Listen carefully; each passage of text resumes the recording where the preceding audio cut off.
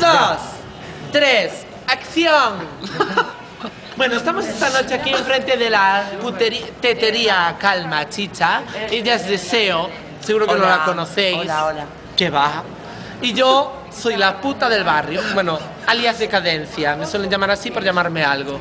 Estamos aquí porque estamos anonadadas, ¿verdad, cariño? Sí, toda la verdad. Cuenta por qué estamos anonadadas. Pues anonadadas estamos por muchas cosas, por los hombres, por todo, muchas cosas. Por la polla de Diablillo, por su Claro, por mi amiga ser Chus. sexual, Mi amiga Chus. eso.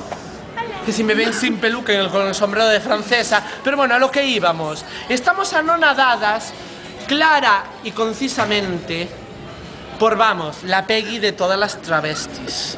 La fantástica, maravillosa, encantadora, quiche, con ese toque a lo divine de John Waters que nos encanta, las lucenses.